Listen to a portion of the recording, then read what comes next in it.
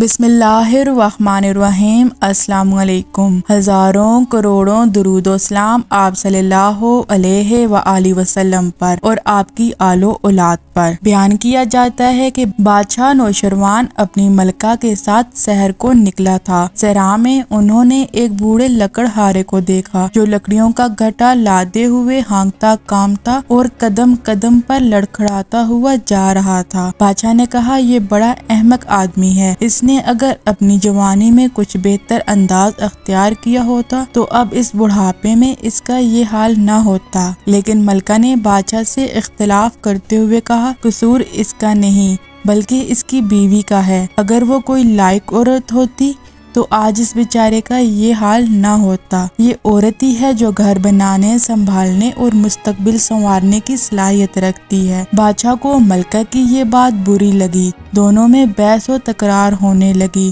ملکہ عورتوں کی طرفداری کر رہی تھی اور بادشاہ مردوں کا جانبدار تھا۔ آخر بادشاہ کو غصہ آیا اور ملکہ سے الگ ہوتے ہوئے کہا، آج میں تجھے یہیں چھوڑے جا رہا ہوں، دیکھتا ہوں تم کیسے خود کو سنبھالتی ہو۔ ملکہ اس بوڑھے لکڑہارے کے پیچھے ہو لی۔ لکڑہارے نے بازار میں لکڑیاں بیچ دی اور بازار سے روٹی ترکاری خرید کر گھر پہنچا۔ ملکہ بھی اس کے پیچھے تھی۔ گھر میں لکڑہارے کی بیوی تھی۔ دونوں نے مل کر کھانا کھایا تو ملکہ نے ان کے پاس جا کر کہا، میں ایک بے سہارا عورت ہوں، اگر آپ مجھے گھر میں رکھ لیں تو میں بیٹی کی طرح آپ کی خدمت کروں گی۔ لکڑہارے نے کہا، ہمارا تو بامشکل گزارا ہوتا ہے۔ ملکہ نے کہا، آپ فکر نہ کریں، میں آپ کی بچی ہوئی روکھی سوکھی میں گزارا کر لوں گی۔ دوسرے دن لکڑہارا کام پر جانے لگا تو ملکہ نے کہا، آج لکڑیاں بیچنے کے بعد روٹی سالن کی بجائے اناج اور دالیں لائیں، میں اناج پیس کر روٹی بناؤں گی اور دال بھی پکا دوں گی۔ ملکہ نے اس اناج اور دال سے آدھا آدھا پکا لیا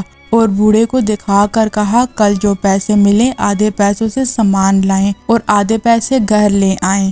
اسی طرح چند روز میں لکڑہارے کے پاس کچھ پیسے جمع ہو گئے تو ملکہ نے پیسے نکال کر بوڑھے کو دیتے ہوئے کہا، اس سے ایک گدھا خرید لیں اور آئندہ لکڑیاں گدھے پر لاد کر لایا کریں۔ بوڑھے نے اب پہلے سے زیادہ لکڑیاں لانا شروع کی تو آمدنی بڑھ گئی۔ پھر ملکہ نے بوڑھے سے کہا، ایک دن کی لکڑیاں بیچا کریں اور ایک دن کی لکڑیاں کسی جگہ جمع کریں، ایسے ان کے پاس بہت سی لکڑیاں جمع ہوگی۔ اور جب سردی کے موسم میں لکڑیوں کی مانگ بڑھی اور قیمت چڑھی تو بیچ ڈالی۔ اتنی بڑی رقم پا کر بوڑھا اور بوڑھی پھولے نہیں سما رہے تھے۔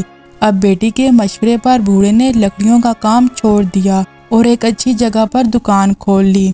دکان چل نکلی، لکڑہارا سیٹھ بن گیا۔ اس کے بعد ملکہ نے کہا، دکان میں اتنا فائدہ نہیں جتنا تجارت میں ہے۔ چنانچہ بوڑھا اب تاجر بن گیا۔ آہستہ آہستہ شہر کے معززین میں اس کا شمار ہونے لگا۔ ٹوٹے پھوٹے مکان کی جگہ اب وہ ایک عالیشان محل بنا کر اس میں رہنے لگے۔ پھر ملکہ نے ایک دن لکڑہارے سے کہا، بادشاہ کو کھانے کی دعوت دیں۔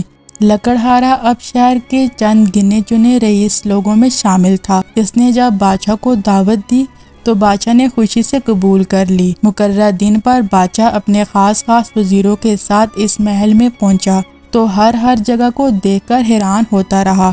لکڑہارے نے بتایا، یہ سب میری بیٹی کا کمال ہے۔ بادشاہ کو اس کی بیٹی سے ملنے کا اشتیاق ہوا تو بیٹی سامنے آ گئی، لیکن نقاب اور حجاب کے ساتھ۔ چنانچہ بادشاہ اسے نہیں پہچان سکا، لیکن اس کے رکھ رکھاؤ اور بات چیت کے انداز سے اس پر آفری ہو گیا اور اسے ملکہ بنانے کی پیشکش کی۔ اس پر ملکہ نے نقاب ہٹا کر کہا، میں تو پہلے سے ہی آپ کی داسی ہوں۔ بادشاہ اسے دیکھ کر حیران رہ گیا۔ پھر ملکہ نے ساری کہانی سناتے ہوئے کہا کہ میرا یہ منہ بولا باپ جو اس وقت ملک کا سب سے بڑا تاجر ہے، یہ وہی غریب و ضعیف لکڑہارا تھا۔ پھر اس نے بتایا کہ یہ سب کچھ اسی کی اپنی آمدنی کو سلیقے سے استعمال کرنے کا نتیجہ ہے۔